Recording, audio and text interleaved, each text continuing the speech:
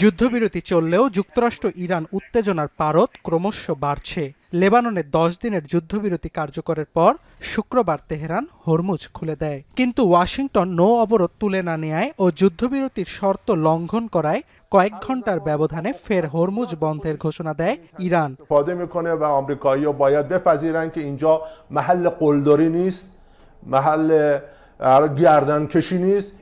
এদিকে উত্তপ্ত পরিস্থিতির মধ্যে হরমুজে একটি ট্যাঙ্কারে গানবোট থেকে ইরান গুলি চালিয়েছে বলে দাবি করেছে ব্রিটিশ সমুদ্র বিষয়ক সংস্থা UKMTO। তবে এ ঘটনায় হতাহতের খবর পাওয়া যায়নি। নিরাপদে আছেন নাবিকরা। পাশাপাশি জলপথটিতে ইরানের নৌবাহিনীর বিরুদ্ধে 2টি ভারতীয় ট্যাঙ্কারে হামলার দাবি জানিয়েছে NDTV। এছাড়াও ওমান উপকূলে প্রজেক্টাইলের আঘাতে একটি কন্টেইনার জাহাজ ক্ষতিগ্রস্ত হয়েছে। এদিকে যুক্তরাষ্ট্র ইসরায়েলকে ইঙ্গিত করে সর্বোচ্চ ধর্মীয় নেতা মোস্তফা খামেনির হুঁশিয়ারি, যুক্তরাষ্ট্র ইসরায়েলকে নতুন করে পরাজয়ের তিক্ত স্বাদ দিতে প্রস্তুত তেহরান। ইরানের সশস্ত্র বাহিনী দিবস উপলক্ষে দেয়া টেলিগ্রাম বার্তায় এ দাবি করেন তিনি।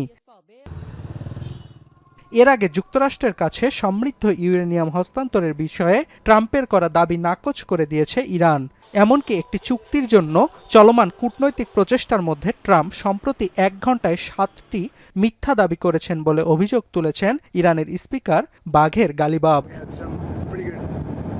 অন্যদিকে ইরান যাতে যুক্তরাষ্ট্রকে ব্ল্যাকমেইল না করতে পারে সে বিষয়ে ওয়াশিংটন পদক্ষেপ নেবে বলে দাবি করেছেন মার্কিন প্রেসিডেন্ট ডোনাল্ড ট্রাম্প। এর আগে বুধবারের মধ্যে কোনো চুক্তি না হলে ইরানে ফের হামলার হুঁশিয়ারি দেন তিনি।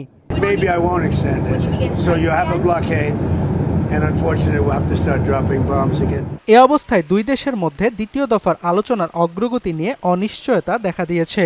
এরই মধ্যে অজ্ঞাতনামা কিছু সূত্রের বরাতে আল জাজিরার খবর, যুক্তরাষ্ট্রের সঙ্গে দ্বিতীয় দফার আলোচনায় এখনও সম্মত হয়নি তেহরান। অর্ণব প্রসাদ, এখন বিশ্ব।